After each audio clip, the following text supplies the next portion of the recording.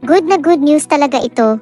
Isa na namang history ang ginawa ng ating Pangulong Bongbong Marcos ang makapag-uwi ng 86 bilyong piso o $1.53 billion investment fund na nanggaling sa mga Australian leaders sa kagaganap lamang na Philippine Business Forum sa Australia na nakalaan ito sa 100 business deals na binuo ng 10 Memorandum of Understanding.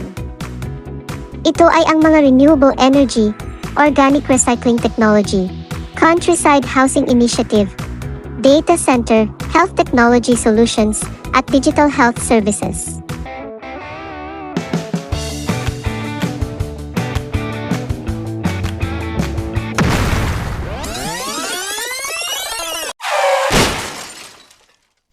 Bro, sayote, komentaryo. Halika na at ating saksihan ang magandang usaping ito. Let's go! The total value of Australian investment into the Philippines that will be presented today is $1.53 billion. These agreements signify our unwavering commitment to excellence and fruitful partnerships spanning diverse sectors such as renewable energy, waste-to-energy technology, organic recycling technology, countryside housing initiatives, the establishment of data centers, manufacturing of health technology solutions, and digital health services. Ano nga ba ang renewable energy? Ang renewable energy ay isang paraan para magamit muli ang mga natural na enerhiya tulad ng araw o ang solar. Ang solar ay isa sa mga klase ng enerhiya na galing sa araw na makukuhang libre. Isa pa ay ang hangin tulad ng windmill.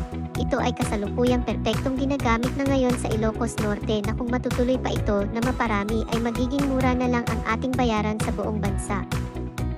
Nako, talaga mga kalaban na naninira kay Pangulong Bongbong mag-isip-isip na kayo dahil pati kayo ay siguradong madadamay at makikinabang sa mga kaginhawaang benepisyong dulot nito. Akalain mong makakaligtas na tayo sa mga nagmamahalang enerhiya ng langis. Ibang-iba talaga ang ating Pangulong Marcos, tunay na may malasakit sa mamamayang Pilipino.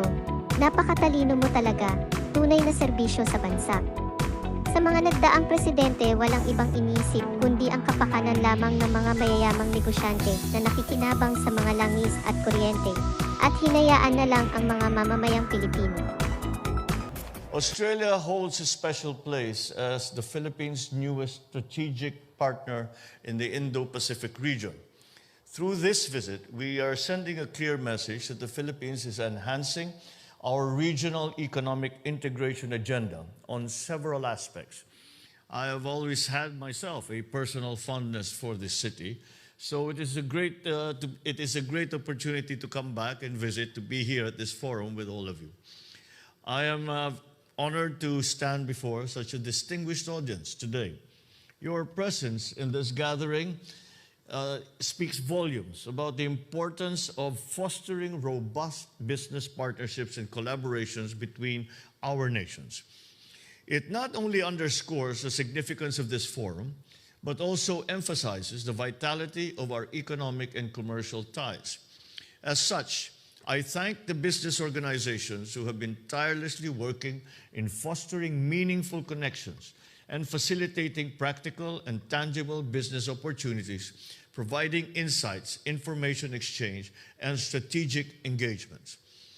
Let me also extend my appreciation to the companies that are already partnering with us and making it happen in the Philippines for your plans and significant investments that directly contribute to our economic development. Some of you have shared your plans and commitment to the Philippines, and I'm grateful for your continued trust, confidence, and interest in our country. This assembly serves as a celebration of the robustness and resilience of the Philippine economy. We take pride in being an ideal destination for complementation in both manufacturing and services. Recent global challenges, especially those that were initially highlighted by the pandemic, have underscored the dangers of sole sourcing and concentrating that supply on a single country or a single source. The urgent need to diversify production locations and explore alternative materials to de-risk and minimize disruptions in supply chains has become self-evident. Moreover, the transition to a low-carbon or net zero scenario has further propelled the de-risking trend. So for the Philippines, these global developments present an opportunity to enhance our participation in regional and global value chains. As part of our development strategy, we are keen to explore new avenues of cooperation and foster mutually beneficial partnerships that are commercially meaningful, but also have a social effect. I invite esteemed Australian businesses to consider the Philippines as a reliable partner that can support your expansion and operations. Let us embark on a journey of strengthened economic ties, mutual growth, and shared successes. We remain steadfast in our commitment to purposeful reforms evident in key legislative amendments.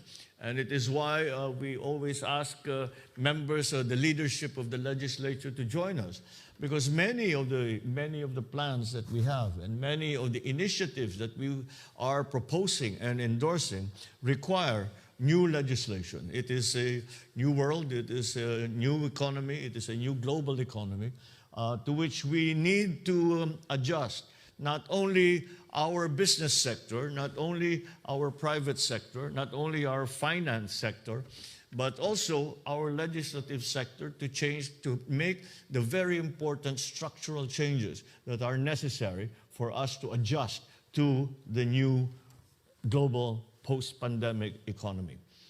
For example, the amendments to the Public Service Act, the Foreign Investments Act, the Real Trade Liberalization Act, and Renewable Energy Act, they all mark a new era for strategic investments, coupled with streamlined businesses, infrastructure development, and the Comprehensive Tax Reform Program, or the CREATE Act. These reforms position the Philippines as one of the fastest growing economies in Asia. In fact, we are in the process of improving the reforms under the CREATE Act, and we have used as a guide the inputs that we have received from potential and present investors in the Philippines in terms of the ease of doing business, in terms of modifying the tax structure, in terms of making it a more attractive investment destination.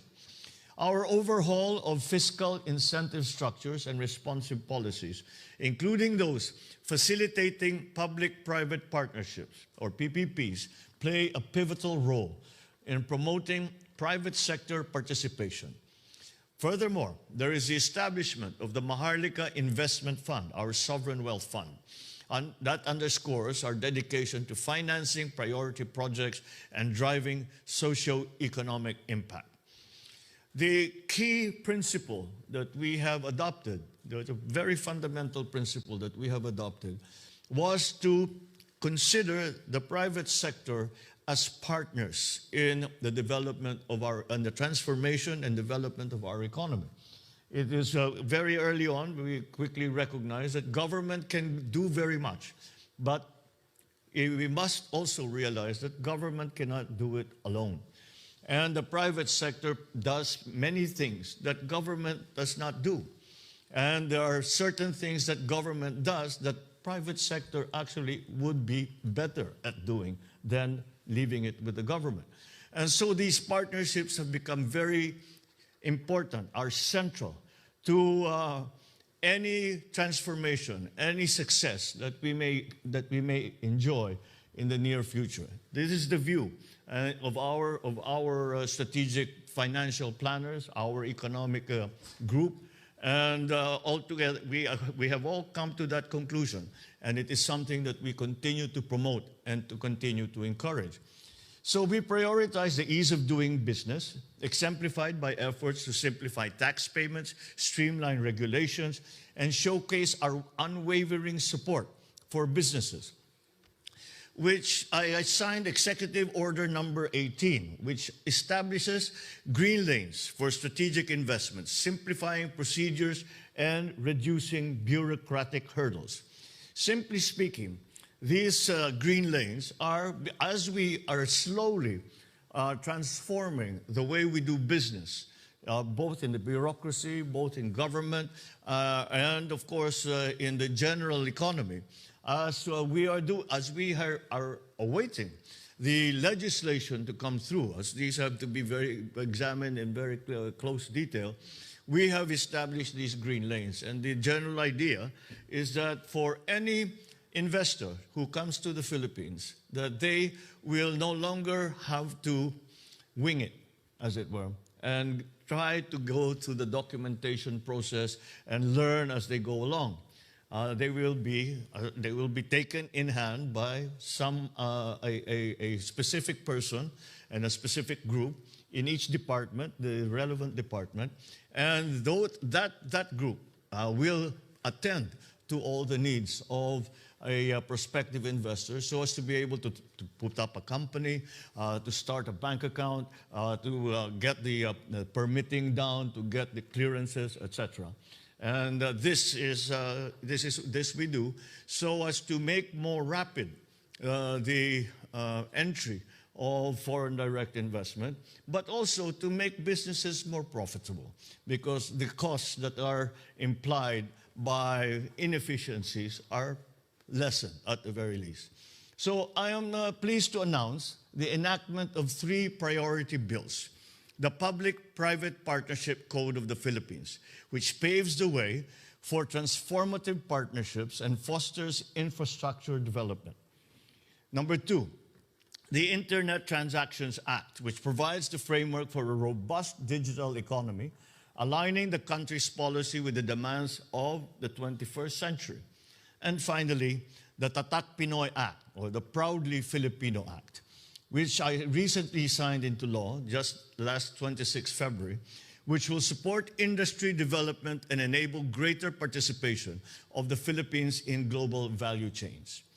So we continue to accelerate and deepen policy reforms to improve the environment where businesses such as yours will continue to thrive.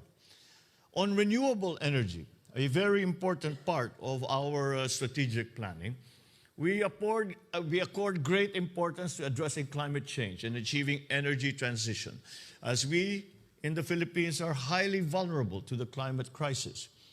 In line with this, we have put in place several energy transition policies, investment enablers such as incentivizing energy efficiency and conservation that will support and facilitate the efforts to decarbonize the economy.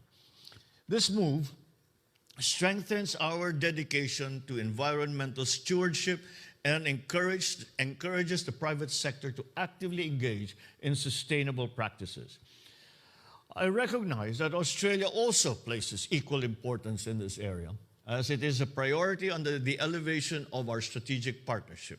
In this regard, I welcome the opportunity for greater cooperation on climate change and energy transition. I am glad to see that we have made a good start here today with the agreements that we have come to between our private sector partners. Aligned with our efforts on decarbonization, we are positioning ourselves as a regional hub for smart and sustainable manufacturing. To achieve this, we are at the forefront of attracting sustainability-driven strategic investments powered by renewable energy.